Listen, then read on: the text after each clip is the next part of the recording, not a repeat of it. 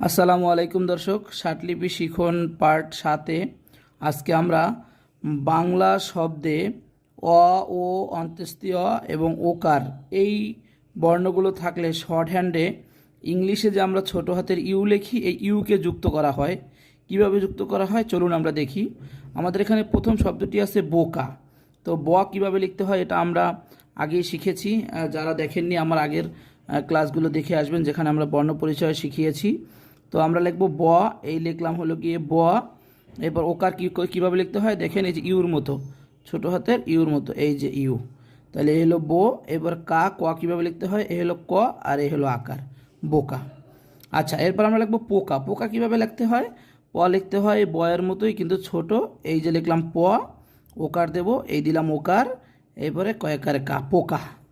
আচ্ছা, লোক। লোক কীভাবে লিখতে হয়, লোক লিখতে হলে আমাদের ল লিখতে হবে আগে। আমরা জানি ল হলো নৌকার মতো, এই হলো ল, এরপরে হলো গিয়া ওকার, ল ওকার লো, এই হলো গিয়া ক, লোক।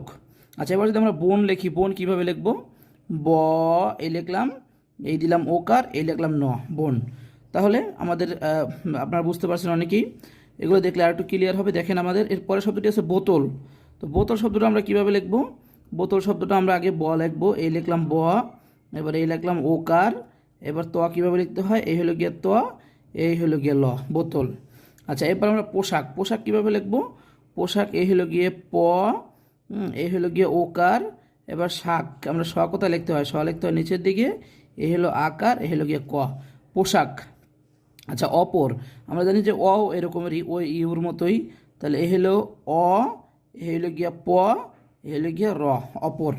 আচ্ছা, ছোটন। ছোটন কথাটা কীভাবে লিখবো, আমরা জানি যে ছ হচ্ছে দুই পাশেই লেখা যায়, সামনে পিছনে, তো আমরা এভাবেই লিখি। এই লিখলাম আমরা ছ, ছ, এবার লিখবো কি ওকার, এলো ছো, এলো গিয়ে আমাদের ট, এলো গিয়ে ন, ছোটন, ছোটন। আচ্ছা, এখন দেখেন আমরা দুটা বাক্য এখানে একটু লিখে দিই, এটা নিচে দুটো আমরা বাক্য তৈরি করা শিখেছি, বাক্য। এখন আমরা বাক্যতে প্রয়োগ করি, কীভাবে আমরা প্রয়োগ করতে পারবো দেখো। প্রথম শব্দটি আছে দেখেন, মা ছেলেকে সোহাগ করে। আচ্ছা, এইখানে হলো কি, এই বাক্যটাকে যদি আমরা শর্ট হ্যান্ডে লিখি তাহলে আমরা কীভাবে লিখবো, মা ছেলেকে, প্রথমে আমরা লিখবো ম, এই হলো গিয়া ম, এই হলো গিয়া আকার মা, ছেলেকে, এই হলো গিয়া আমাদের ছে, ছ, এবার এই হলো গিয়া একার, এবার লেকে, এই যে ল, এই যে একার, এই যে কয়েকারে কে, ছেলেকে। তাহলে মা ছে লে কে, সোহাগ। সোহাগ কীভাবে লিখতে হয়, সোহাগ স লিখতে হয়, এই যে স নিচের দিকে, ওকার, এই দিলাম ওকার, এবার হাগ, এই হ, এই যে ফুটা, এই যে আকার, এই যে গ, সোহাগ। মা ছেলেকে সোহাগ করে, করে, করে কীভাবে লিখতে হয় আমরা আগে জানি, এই হলো ক, এই হলো র, এই হলো গে একার, মা ছেলেকে সোহাগ করে।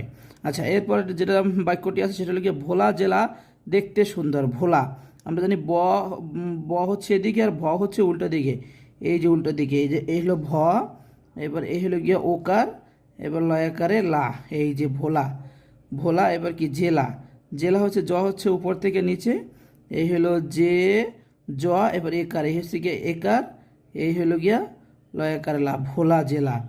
দেখতে, দ কীভাবে লিখতে হয়, জয়ের মতো উপরের দিকে, দেখতে, এই দে, দ লিখলাম, এই একার দিলাম, এই খ, এলো গিয়া খ, এবার এই ত, এলো গিয়া একার, দেখতে সুন্দর, সরু করে সু, ন, এবারে দ, এবারে র, সুন্দর।